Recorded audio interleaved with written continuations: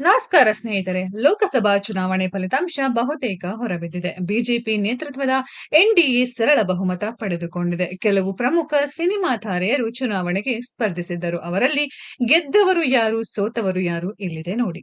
2024ರ ಫಲಿತಾಂಶ ಬಹುತೇಕ ಹೊರಬಿದ್ದಿದೆ. ಬಿಜೆಪಿ ನೇತೃತ್ವದ ಎನ್ಡಿಎಗೆ ಸರಳ ಬಹುಮತ ಬಂದಿದೆ. ರಾಜಕೀಯ ಹಾಗೂ ಸಿನಿಮಾ ರಂಗ ಪರಸ್ಪರ ಆತ್ಮೀಯ ಬಂಧ ಹೊಂದಿರುವ ಕ್ಷೇತ್ರಗಳು.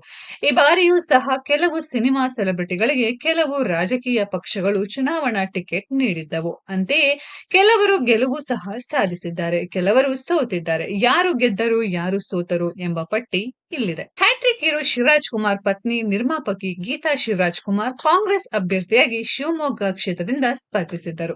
ಶಿವಣ್ಣ ಪತ್ನಿ ಗೀತಾ ಪರವಾಗಿ ಚುರುಕಿನ ಪ್ರಚಾರ ಮಾಡಿದ್ದರು. ಆದರೆ ಗೀತಾ ಶಿವರಾಜ್ ಕುಮಾರ್ ಚುನಾವಣೆಯಲ್ಲಿ ಸೋಲನ್ನನುಭವಿಸಿದ್ದಾರೆ. ಬಿಜೆಪಿಯ ಬಿವೈ ರಾಘವೇಂದ್ರ ಭಾರೀ ಅಂತರದ ಗೆಲುವು ದಾಖಲಿಸಿದ್ದಾರೆ. ಬಾಲಿವುಡ್ ನಟಿ ಕಂಗನಾ ರನೌತ್ ಕಳೆದ 5-6 ವರ್ಷದಿಂದ ಬಿಜೆಪಿ ಪರವಾಗಿ ಟ್ವೀಟ್ ಗಳನ್ನ ಮಾಡುತ್ತಲೇ ಬಂದಿದ್ದರು. ಅದರ ಪ್ರತಿಯಾಗಿ ಈ ಬಾರಿ ಲೋಕಸಭಾ ಟಿಕೆಟ್ ಅನ್ನ ಪಡೆದಿದ್ರು. ಎದುರಿಸಿದ ಮೊದಲ ಚುನಾವಣೆಯಲ್ಲಿಯೇ ಕಂಗನಾ ಗೆದ್ದಿದ್ದಾರೆ. ಹಿಮಾಚಲ ಪ್ರದೇಶದ ಮಂಡಿ ಕ್ಷೇತ್ರದಿಂದ ಚುನಾವಣೆಗೆ ಸ್ಪರ್ಧಿಸಿದ್ದ ಕಂಗನಾ ಲಕ್ಷಕ್ಕೂ ಹೆಚ್ಚು ಮತಗಳ ಅಂತರದಿಂದ ಗೆದ್ದಿದ್ದಾರೆ. ತೆಲುಗು ಚಿತ್ರರಂಗದ ಸ್ಟಾರ್ ನಟ ನಂದಮುರಿ ಬಾಲಕೃಷ್ಣ ಟಿಡಿಪಿ ಪಕ್ಷದ ಅಭ್ಯರ್ಥಿಯಾಗಿ ಇಂದೂಪುರದಿಂದ ಚುನಾವಣೆಗೆ ಸ್ಪರ್ಧಿಸಿ ಗೆಲುವು ಸಾಧಿಸಿದ್ದಾರೆ. ಇದು ಅವರಿಗೆ 3ನೇ ಗೆಲುವು. ಅವರು ಆಂಧ್ರಪ್ರದೇಶ ವಿಧಾನಸಭೆ ಚುನಾವಣೆಗೆ ಸ್ಪರ್ಧಿಸಿದ್ದರು. ಭೋಜಪುರಿ ನಟನಾಗಿ ಈ ಬಳಿಕ ಬಾಲಿವುಡ್, ತೆಲುಗು, ಕನ್ನಡ ಸಿನಿಮಾಗಳಲ್ಲಿಯೂ ವಿಲನ್ ಪೋಷಕ ಪಾತ್ರಗಳಲ್ಲಿ ನಟಿಸಿರುವ ನಟ ರವಿಕಿಶನ್ ಬಿಜೆಪಿ ಅಭ್ಯರ್ಥಿಯಾಗಿ ಉತ್ತರ ಪ್ರದೇಶದ ಗೋರಖ್ಪುರ ಕ್ಷೇತ್ರದಿಂದ ಚುನಾವಣೆಗೆ ಸ್ಪರ್ಧಿಸಿದ್ದರು.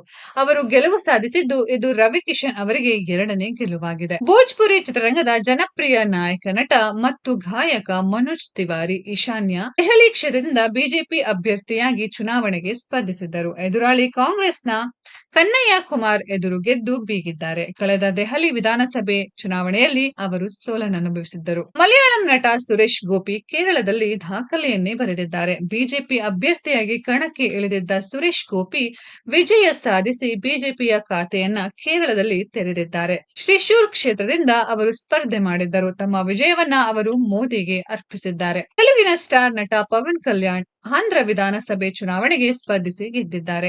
ಜನಸೇವಾ ಪಕ್ಷದ ಸಂಸ್ಥಾಪಕರು ಆಗಿರುವ ಪವನ್ ಕಲ್ಯಾಣ್ ಪೀಠಾಪುರಂ ಕ್ಷೇತ್ರದಿಂದ ಸ್ಪರ್ಧಿಸಿದ್ದರು. ಅವರಿಗೆ ಭಾರೀ ಜಯ ದೊರೆತಿರುವುದು ಮಾತ್ರವೇ ಅಲ್ಲದೆ ಜನಸೇವಾ ಪಕ್ಷದ 21 ಅಭ್ಯರ್ಥಿಗಳು ಸಹ ಗೆಲುವು ಪಡೆದಿದ್ದಾರೆ. ಜನಪ್ರಿಯ ರಾಮಾಯಣ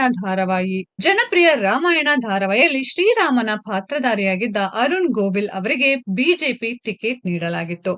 ಮೀರಟ್ ಕ್ಷೇತ್ರದಿಂದ ಸ್ಪರ್ಧಿಸಿದ್ದ ಅರುಣ್ ಗೋವಿಲ್ ಆರಂಭಿಕ ಹಿನ್ನಡೆ ಅನುಭವಿಸಿದ್ದರು.